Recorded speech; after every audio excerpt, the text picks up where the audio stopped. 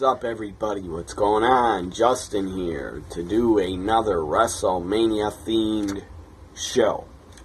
This will be added to my WrestleMania playlist.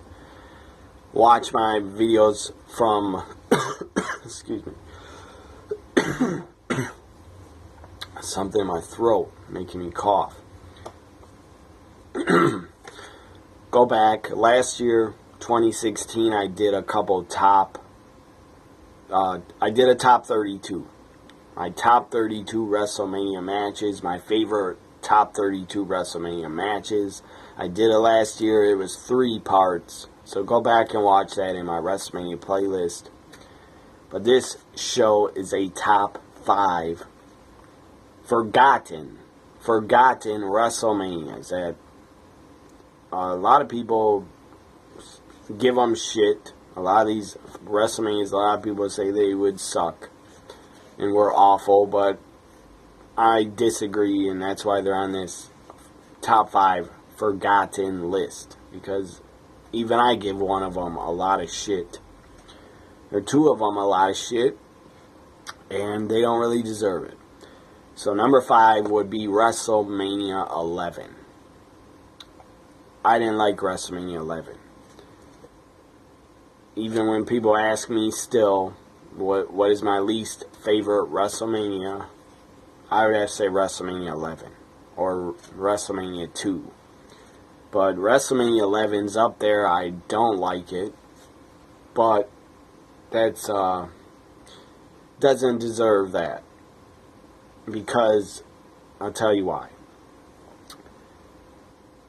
Owen Hart, Yokozuna became tag champs. That was good. That was cool to see. Razor Ramon, Jeff Jarrett had a pretty good Intercontinental title match. That was a good match. Bob Backlund, Bret Hart, I hated, and I thought it was shit. They didn't work well together for some reason. Rowdy Piper messed up the chemistry of the match, you could say. And it was I Quit, or it was a submission match, or an I Quit match. It was bad. Both Bob Backlund and Bret Hart were better workers than the match they put on. But the main event was pretty damn good between Shawn Michaels and Diesel for the WWF Championship. Both guys were best friends, so they had great chemistry together, and they put on a good match.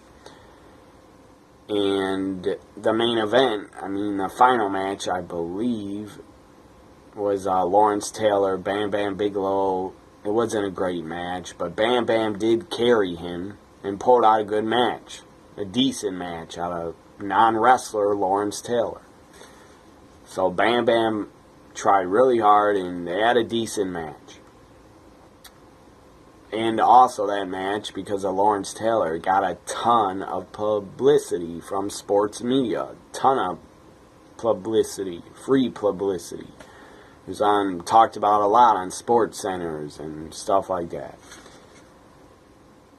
So I give WrestleMania a lot of shit.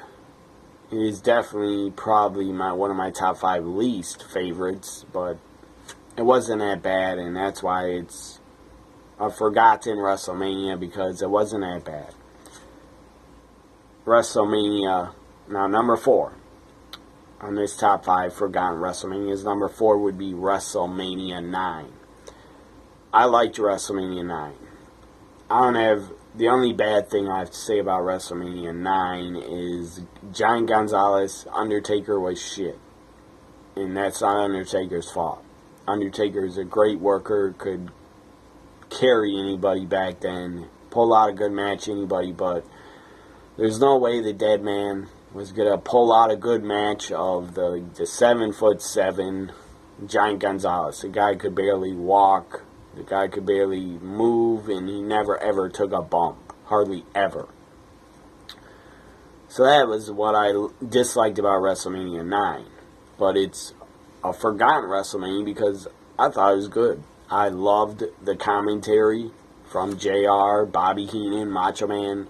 They were all worked well together, and I thought it was great. The commentary was great. Macho Man, Lex Luger was good. Steiner Brothers, Head Shrinkers was good. Tatanka, HBK was good, even though the stupid, I believe, disqualification finish. And I didn't really care that Tatanka didn't win the Intercontinental title. I was a Shawn Michaels fan.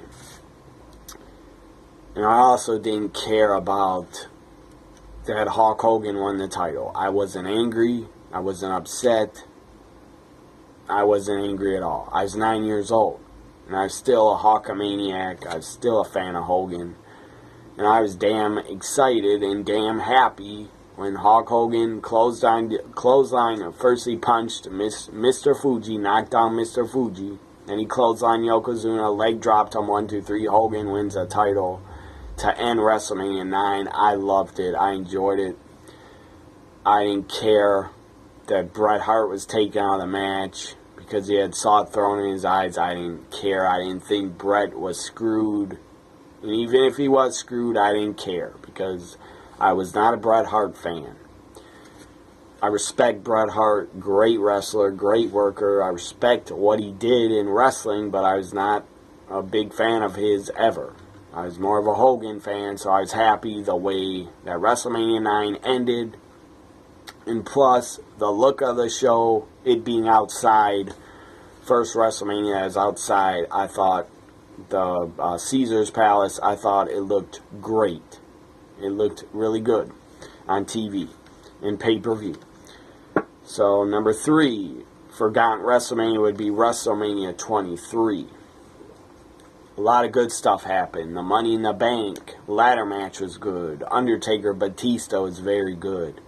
And Shawn Michaels carried John Cena, and they had a really good match. John Cena was a decent worker in 2007 at WrestleMania 23. Cena was a good worker. I'm not going to say the guy was shit and couldn't work, because he could. He wasn't a great wrestler, never has been, but the guy can work. The guy's a workhorse. But Shawn Michaels definitely brought the best out in John Cena. Shawn Michaels brought his A game. Mr. WrestleMania brought it to John Cena, and they had a very good main event match. I didn't like that John Cena retained. That pissed me off a lot because Shawn Michaels is one of my favorite wrestlers. The guy's in my top 5 favorites of all time. So I wanted to see Shawn Michaels get one more run as WWE champion. Didn't happen. John Cena had to retain at WrestleMania 22. The guy retained at 23. The guy won the title, I think. Maybe Randy Orton won the title at 24. But then Cena came back, won the World Heavyweight Championship at 25. Then he won the WWE Championship at 26. 27. I think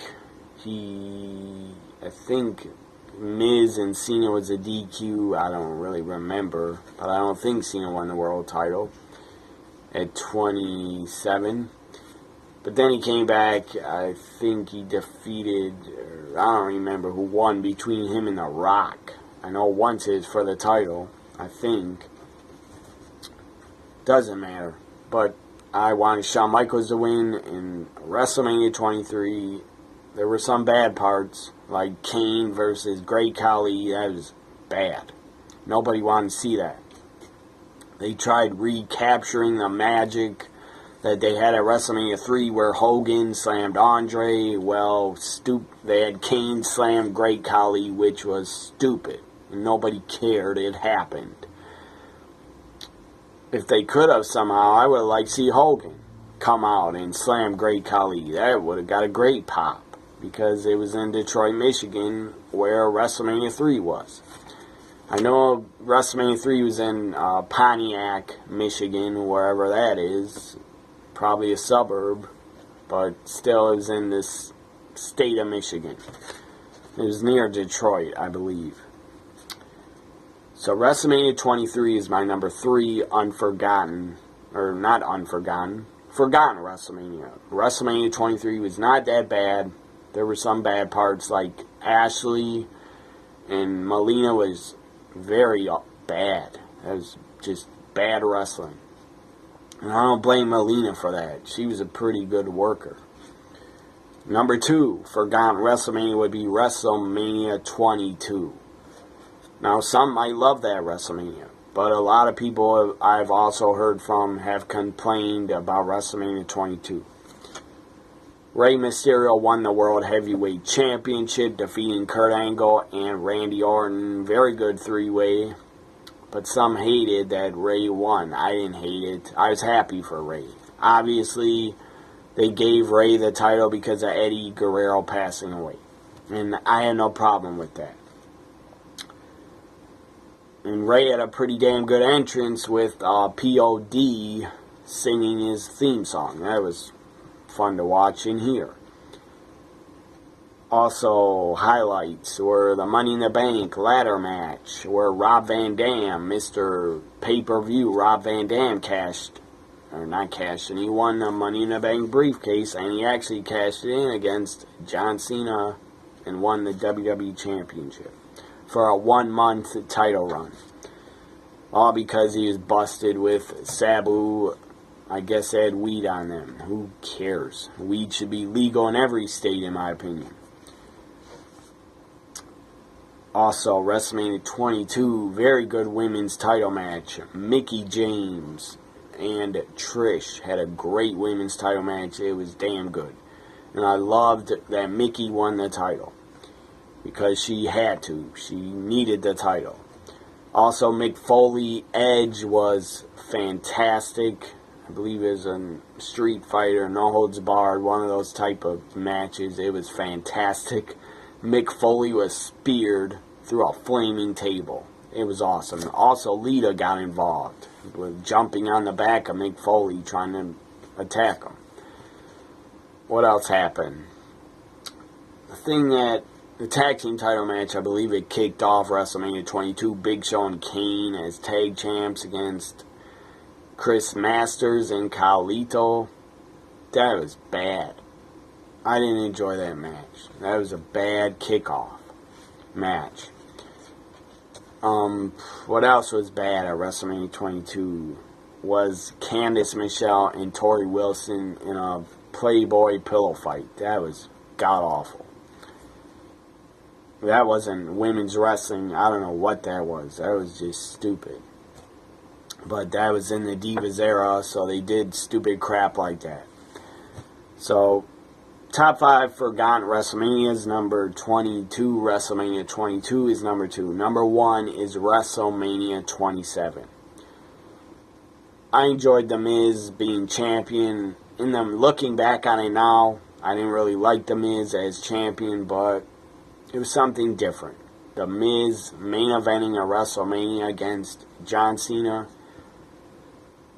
I don't remember if the match was that good, but who cares? John Cena didn't win or retain, so I was damn happy with it. The Rock was a host of WrestleMania. He got involved, I believe, in the main event to tease him and John Cena. And then the next night on Raw, Cena would actually challenge The Rock for a year later at WrestleMania 28. Also, highlights. Why it's a forgotten WrestleMania, because they had a pretty good Money in the Bank ladder match. I was really happy that CM Punk won it. Oh, I think he won it at 27 again. Maybe I'm wrong, but I don't know. I think Punk won at 26 no, not 26. Jack Swagger won WrestleMania 26. CM Punk went up against, I believe, Randy Orton. I don't remember who won Money in the Bank at WrestleMania 27. I really don't. I just don't. I could watch it back and find out from watching it back on the network, but my brain just can't remember right now who won Money in the Bank. Might have been, maybe it was, I don't know, Mr. Kennedy or MVP, I don't remember. Kane, maybe it was Kane that won at WrestleMania 27. Maybe he won Money in the Bank. I don't remember because my brain I've seen so many wrestling events. I've seen probably over, I'm not joking, through all the shows I've seen and DVDs I own, I've probably seen over 3 to 4 million wrestling matches. So it's hard to remember who's won them all. Also, highlights of WrestleMania 27, Trish returned in a mixed tag. I enjoyed that, even though stupid John Morrison decided to make Trish look like a fool in the match, and he turned his back on her and didn't give her any respect. I did not like that, and I believe Melina also acted like a fool towards Trish and gave her no respect. And then later on, I believe Morrison and Melina would actually be punished for that. I think they are buried for the next couple months, I believe.